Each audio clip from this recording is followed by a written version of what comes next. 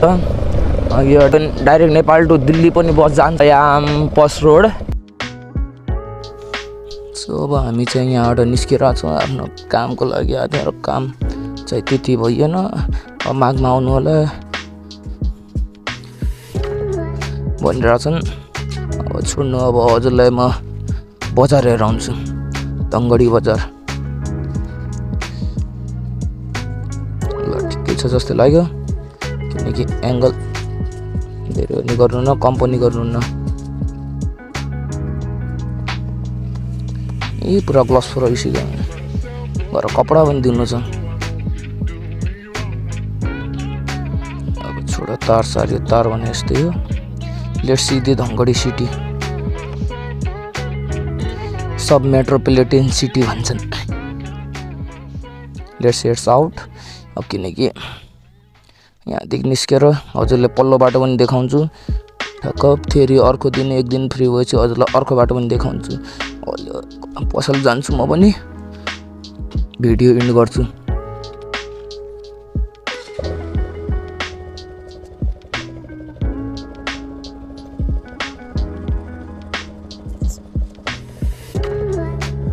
प्लेसमा गइदिए झन् सजिलो हुन्थ्यो होला। यसले हल्का चाहिँ अनकम्फर्टेबल छ यो।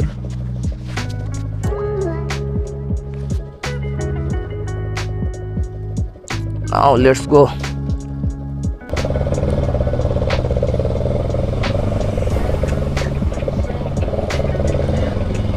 सो हामी चाहिँ अब यहाँदेखि निस्केर हजुरलाई चौरासम्म लग्छु। अघिको जुन बाटो मैले रेस खेल्न खोज्दा भनेको त्यो हजुरको नास्ट एरिया हो, नास्ट कलेज। यहाँबाट हजुरको नास्ट कलेज जान्छ, national academy of science and technology.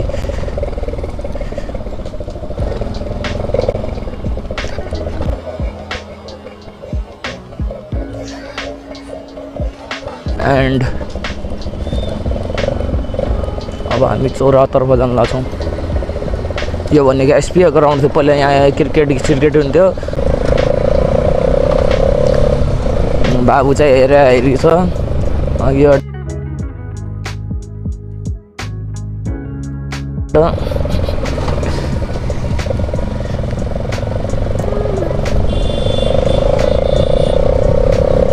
Traffic नियम पालना गर, म जस्तै नचलाम। अब आफू त यतैको बासी पढियो, त्यति मतलब पनि लाग्दैन। अघि यो बाटोबाट रेस खेल्दै भित्र छिरेका थियौँ।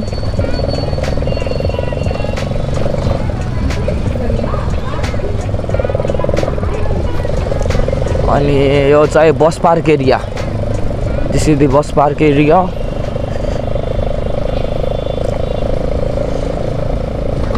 अब हजुरलाई बस पार्क पनि देखाइदिउँ, आइसक्यो भने त धनगढीको।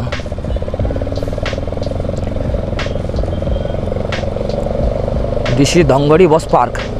यहाँबाट हजुरको डाइरेक्ट नेपाल टु दिल्ली पनि बस जान्छ, Nepal to Kathmandu, Nepal to Dhangadhi to Pokhara, Dhangadhi to different ठाउँमा के तरको ठाउँ पुग्छ हजुरको यहाँबाट। अब यहाँ मामाहरू हुन्छन्, हल्का बिस्तारै नै चलाउनु पर्छ।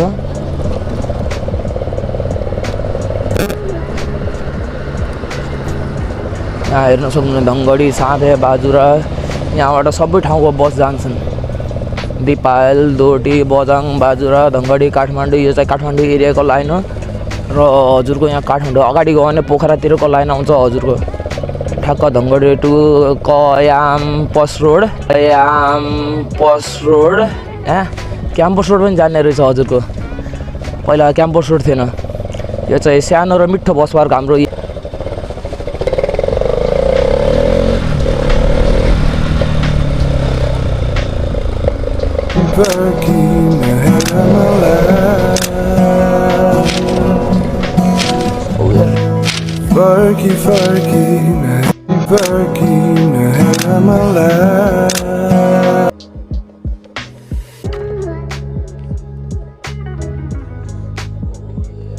Returning back from the gold market and going towards Chaura. अब चौरातर्फ जाने हामीहरू।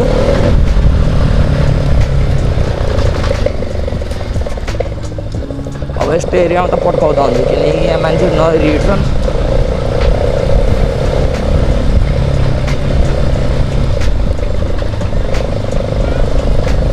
अनि एउटा कुरा गल्ली गल्लीमा चाहिँ धेरै फास्ट नचलाइदिनु होला, किनकि बच्चाहरू हिँड्याउँछन्, घर एरिया हुन्छ। ओहो,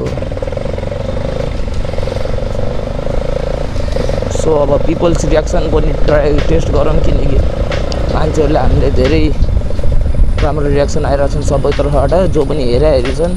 लाउड पाइप्सले गर्दा पनि होला, र मेरो बाइक पनि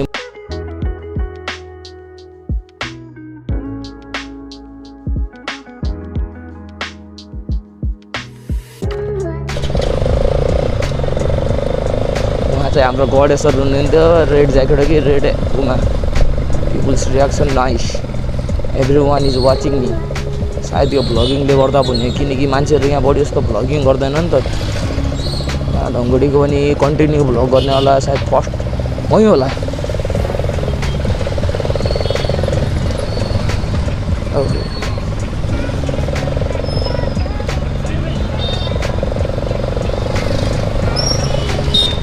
सबै मान्छेहरू ढिल्छु होला, जति ठुलो बाइक होस् हामीले नै हेरिरहेको छौँ। सबैले यसो देख्न पाएको छैन नि त, किनकि मान्छेहरूलाई यहाँ चटक लाग्छ यस्तो गरेको हेर्दा। अनि मेरो लाउड पाइपले गर्दा नि मान्छेहरू मलाई नै हेरिरहेको छन्।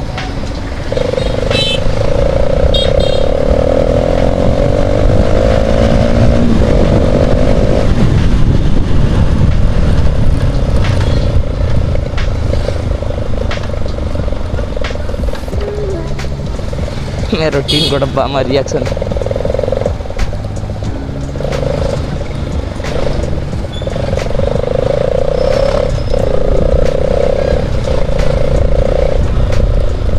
अब हामी चाहिँ चौराहा पुगिन थालिसक्यौँ, बसारको एरिया कटेर।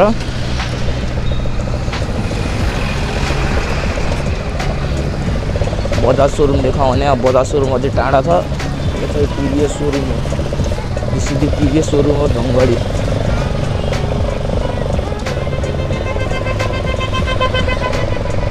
त्यही राम्रो नानीहरू छन् स्कुलमा पढ्ने भनौँ, हल्का फुल्का नजर गइहाल्छ। हल्का केटाहरूको पानी त त्यही हो, नहेर्न खोज्दा। अनि इन्डियातिर गयो भने त बुढापाका पनि हेर्छन्, केटालाई त छोड्दैन नि, हामीले त हेर्न छोड्दैन नि गयो भने। झन् केटीहरू त झन् के हो, तिनीहरूलाई त यसो परिहरू हेरिदिएको जस्तो लाग्छ मलाई, किनकि इन्डियातिर बढी केटीहरू घुम्दै घुम्दैन। Oh, we are in the